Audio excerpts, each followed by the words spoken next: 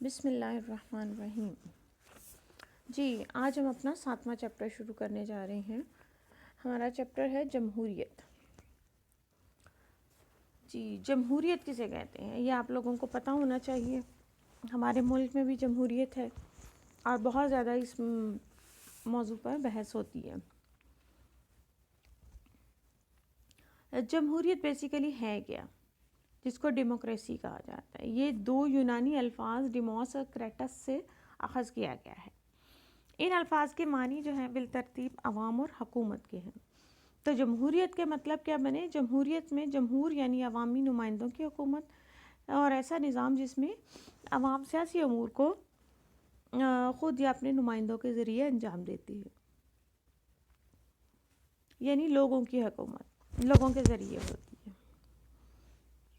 یہ ایک ایسا نظام ہے جو کہ قدیم یونانی ریاست ایتھنز میں 5 صدی جو قبل مسیح ہے اس میں رائج کیا گیا. اور ان دنوں عوام کو براہ راست قانون سازی کا اختیار حاصل تھا، کیونکہ اس وقت جو ہے آبادی بہت کم ہوتی تھی. ارسطوٹل کو جب ہم پڑھتے ہیں تو اس نے 5040 افراد کی آبادی پر ایک ریاست کا کانسیپٹ دیا ہے. اب اس وقت یقیناً بہت تھوڑے لوگ ہوتے تھے، تو جب تھوڑے لوگ ہوتے تھے تو وہ حکومت کے تمام جو ہے وہ کاموں کے اندر جو ہے وہ مشورہ بھی دے سکتے تھے، اس میں حصہ بھی لے سکتے تھے، ان کی بات بھی سنی جاتی تھی، ایک ایک کر کے بھی سنی جا سکتی تھی. لیکن جیسے جیسے آبادی کے اندر اضافہ ہوا ویسے ویسے جو ہے وہ تعداد بڑھنے سے عوام کا جو ہے وہ حکومت کے کام کے اندر دخل اندازی اور اس تک پہنچنا جو ہے وہ کم سے کم ہوتا چلا گیا. اب اس وقت ایتھنز میں جو ہے وہ 3 قسم کے افراد گنے جاتے تھے. ایک حکمران، دوسرے غلام اور تیسرے جو ہیں وہ تاجر یا زراعت پیشہ افراد. تو عورتیں جو ہیں ان کو بھی حکومت کے اندر جو ہے وہ حکومت سازی کا حق حاصل نہیں ہوتا تھا. غلام ہوتے ہی کاموں کے لیے تھے، اور تاجر اور زراعت پیشہ تیسرے جو ہوتے تھے جن کو سٹیزن کا درجہ حاصل تھا. تو یہ 3 قسم کے افراد ہی پائے جاتے تھے. پھر وقت کے ساتھ ساتھ آہستہ آہستہ جیسے جیسے تبدیلی ہوئی، جیسے جیسے ترقی ہوتی گئی، چیزیں بدلتی گئیں، تو پھر اسی طرح جو ہے لوگوں کی یہ ڈسکرپشن بھی جو ہے وہ تبدیل ہوتی چلی گئی. اس میں نئی نئی چیزیں سامنے آنا شروع ہو گئی. تو دراصل عوام کے نام میں مخصوص لوگ جو ہیں وہ جو حکومت کرتے ہیں، جنہیں ارسطو نے ڈیموگوگس لکھا ہے، یہ موقع پرست مصلحت پسند افراد ہوتے ہیں، اور ان کا گروہ جو ہے وہ مختلف طریقوں سے حکومت کی کمزوریوں سے فائدہ اٹھاتا ہے. یعنی ایسے افراد ہمیشہ حکومت میں موجود ہوتے ہیں یا حکومت کے ساتھ چلے جاتے ہیں جو اپنے ذاتی فائدوں کے لیے حکومت کا غلط استعمال کرتے ہیں.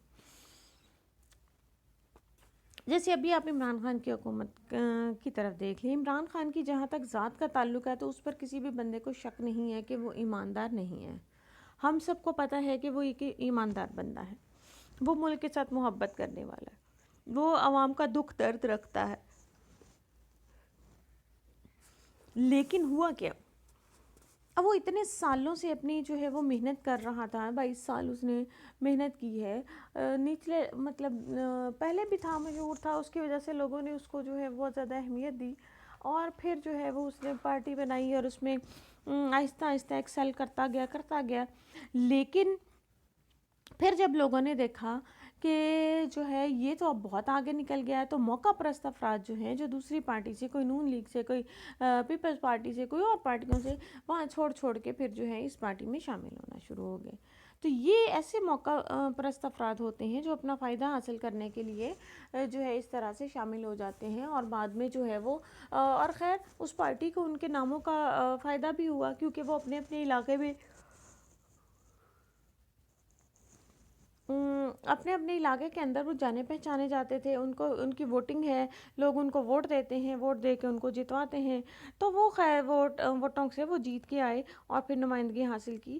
تو اب حکومت میں آنے کے بعد یقیناً وہ اپنے بھی مفادات جو ہیں وہ حاصل کرنے کی کوشش میں ہمیشہ لگے رہتے ہیں، جس کی وجہ سے عمران خان کو بہت سارے کام کرنے میں مشکلات ہوئیں. پھر ہم اس کی ڈیفینیشن دیکھتے ہیں جی. جمہوریت کی ڈیفینیشن کیا ہے؟ ارسطو کہتا ہے کہ طرز حکومت میں عام لوگوں کا ہاتھ میں اختیار ہوتا ہے. یعنی عام لوگ ہوتے ہیں جن کے ہاتھوں میں اختیار ہوتا ہے اور وہ ہی حکومت کر رہے. پروفیسر سیلے کہتا ہے کہ جمہوریت میں تمام افراد شرکت کرتے ہیں. دونوں باتیں صحیح ہیں. ظاہر ہے ہم عوام جو ہے ووٹ دیتے ہیں تو نمائندے چنے جاتے ہیں اور پھر نمائندے حکومتوں میں جاتے ہیں, تو اس طرح تمام لوگ ہی شرکت کرتے ہیں. پھر لارڈ برائس کہتا ہے کہ یہ طرز حکومت غالب اکثریت کی حکمرانی قائم کرتی ہے اور افراد کے مخصوص گروہ کے ہاتھ میں اقتدار نہیں دیتی. یعنی اکثریت کی حکومت ہوتی نا, 2/3 میجورٹی کا ہمارے ہاں بھی ایک کانسیپٹ ہے کہ 2/3 میجورٹی جس کے پاس ہوگی وہی حکومت بنائے گا. گیٹل کہتا ہے کہ ملک کی اکثریت اقتدار میں شریک ہونے کا حق رکھتی ہے, تو وہ ووٹ کے ذریعے. پھر ڈائسی کہتا ہے کہ جمہوریت میں کل آبادی کا بڑا حصہ حکمران ہوتا ہے. جب ان کے نمائندے 2/3 میجورٹی لے کر حکومت بناتے ہیں تو ہم کہہ سکتے ہیں انڈائریکٹلی کہ آبادی کا بڑا حصہ حکومت میں شامل ہے. سب سے جامع تعریف جس کو سمجھا جاتا ہے وہ ابراہیم لنکن کی ہے. ابراہیم لنکن نے کہا تھا کہ democracy is a form of government for the people, of the people, by the people and for the people. یعنی لوگوں کی حکومت لوگوں کے لیے اور لوگوں میں سے ہی, یعنی ہم اسی میں سے نمائندے چنے جائیں گے, یہی لوگ ووٹ دیں گے اور یہی انہی میں سے آگے جا کے حکمران بنیں گے. تو پھر اب اس کے اندر جو ہے وہ یہ 3 چیزیں. اس کے بعد ہم دیکھتے ہیں کہ جمہوریت کی خصوصیات کیا کیا ہیں. جمہوریت کے اندر جو ہے کیا کیا خوبیاں پائی جاتی ہیں. کہاں سے ہم دیکھیں گے کہ جمہوریت کی خوبیاں کیسے پتہ چلے گا کہ اس میں کون کون سی چیزیں ہیں؟ اس میں سب سے پہلے تو انتخابات ہیں, یعنی عوام کی رائے لی جاتی ہے. یہ خصوصیات جو ہیں اس کے سیلینٹ فیچرز یعنی جن چیزوں سے ہمیں پتہ چلے گا کہ یہاں اس ملک کے اندر جمہوریت موجود ہے. سب سے پہلے انتخابات ہوتے ہیں ہر 5 سال بعد. کہیں کسی ملکوں میں 4 سال کے بعد ہے, کسی میں 5 کے ساتھ ہے, کوئی ایک آدھ شاید ہے جس میں 6 سال کے بعد ہے. تو یہ اپنا اپنا سیٹ اپ ہے جتنا بھی جس نے رکھا ہوا. پھر سیاسی پارٹیاں اس کے اندر موجود ہوتی ہیں, تو ہمارے ہاں تو بہت ہی زیادہ ہیں موجود ہیں, تو جس سے ہمیں پتہ ہے کہ یہاں کوئی جمہوری سسٹم موجود ہے. پھر اکثریت کا اقتدار کہ جو اکثریت لے گا, جہاں سے ہمارے ہاں 2/3 میجورٹی کا کانسیپٹ ہے کہ 2/3 میجورٹی جس کے پاس ہوگی اسی کی حکومت بنے گی. تو یہ اکثریتی پارٹی حکومت لے کر وہ ووٹ لے کر حکومت بناتی ہے. اس کے بعد آ جاتا ہے اظہار رائے کی آزادی. اظہار رائے کی آزادی کیا ہے؟ یعنی آپ کو ووٹ دینے کی آزادی ہے, آپ ان کے کوئی کسی بھی کام کے اوپر جو ہے وہ بات کر سکتے ہیں, تنقید کر سکتے ہیں. آج کل جیسے سوشل میڈیا کا دور ہے, تو آج کل تو یہ کام بہت زیادہ تیزی سے ہوتا ہے. ادھر کوئی غلط کام ہوا نہیں, ادھر سوشل میڈیا پہ ٹرینڈ شروع ہو جاتے ہیں, اور پھر ودن اے ڈے اور 2 جو ہے وہ اگر بہت زیادہ غلط چیز ہوئی ہے تو حکومت نوٹس لے لیتی ہے, اور اگر خود انہوں نے کیا ہے تو وہ اس کو چینج کر دیتے ہیں. پھر بنیادی حقوق کی بات آتی ہے کہ جمہوریت کی پہچان جو ہے وہ حقوق ہیں. کسی ریاست کے اندر حقوق عوام کو ملتے ہیں تو جمہوری فضا پیدا ہوتی ہے. جمہوری فضا یہی ہوتی ہے کہ عوام کی رائے کے ساتھ جو ہے وہ حکومت بنے. عوام کے اندر پھر جو ہے وہ سیاسی معاشی اور جو ہے وہ مذہبی حقوق کے حوالے سے جو ہے ان کو حق ملتا ہے رائے دہی کا.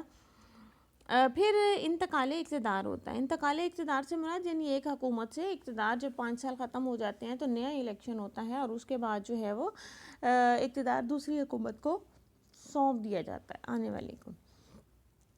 پھر یہ جمہوریت کی جو ایک بڑی خصوصیت ہے کہ جواب دہ حکومت ہوتی ہے. یعنی ان کو ہر کام کے لیے جواب دینا پڑتا ہے کہ انہوں نے کیوں کام کیا, کس وجہ سے کیا, پیسہ جو آتا ہے ٹیکسز کے کہاں پہ لگائے, کون سے منصوبے بنائے, کہاں پہ کھایا گیا. یعنی ہر قسم کے سوالات ان سے پوچھے جا سکتے ہیں.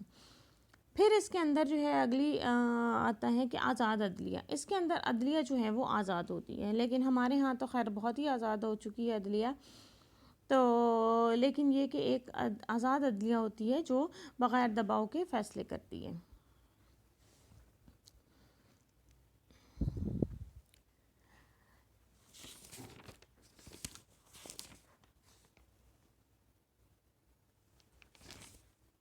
اس کے بعد آ جاتا ہے جی کامیاب جمہوریت کے لوازمات.